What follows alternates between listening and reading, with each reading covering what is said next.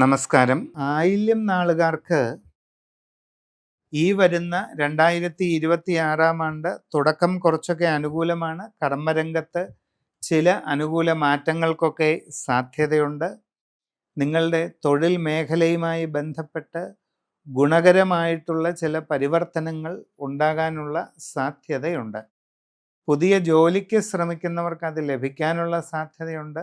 വിദേശ രാജ്യങ്ങളിൽ ജോലിക്ക് പോകാൻ ശ്രമിക്കുന്നവർക്ക് എന്നാൽ ചില തടസ്സങ്ങളും ബുദ്ധിമുട്ടുകളും ഒക്കെ അനുഭവപ്പെട്ടേക്കാം. നിങ്ങൾ ഉദ്ദേശിക്കുന്നത് പോലെ കൃത്യമായിട്ട് പെട്ടെന്നാവക കാര്യങ്ങൾ നടക്കണമെന്നില്ല. അങ്ങനെയുള്ള ശ്രമങ്ങളിൽ ധനനഷ്ടങ്ങളോ മറ്റ് പോരായ്മകളോ ഉണ്ടാവാതെ ശ്രദ്ധിക്കുകയും വേണം. അന്യരാജ്യങ്ങളിൽ വിവിധ മേഖലകളിൽ ജോലി ചെയ്തുകൊണ്ടിരിക്കുന്നവർക്കും ചില പ്രയാസങ്ങളൊക്കെ ഉണ്ടാകാം.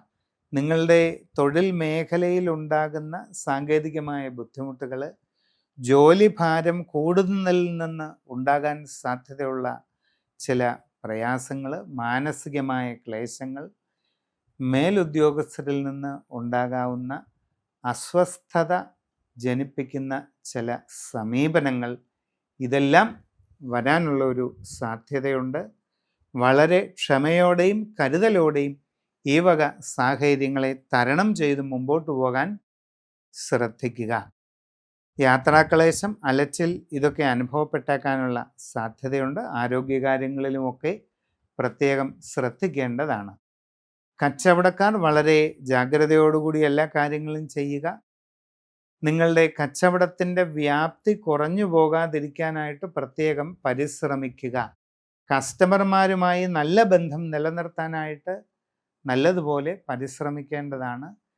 നിങ്ങളുടെ കർമ്മ മേഖലയെപ്പറ്റി ശരിയായ രീതിയിൽ പഠിച്ചു മനസ്സിലാക്കിക്കൊണ്ട് പരിശ്രമിക്കുന്നതായാൽ നിങ്ങൾക്ക് നല്ല രീതിയിൽ ഉയർച്ചയും പുരോഗതിയും ഉണ്ടാകാനുള്ള സാധ്യത തന്നെ കാണുന്നുണ്ട്. ജീവിതത്തിൽ നിർണായക തീരുമാനങ്ങൾ എടുക്കേണ്ട സാഹചര്യം ഈ വർഷം ഉണ്ടാകും.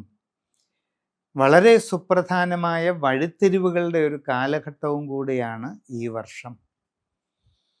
അപ്പോൾ എല്ലാ കാര്യങ്ങളിലും വളരെ സൂക്ഷ്മതയോടുകൂടി മുമ്പോട്ട് പോവുക.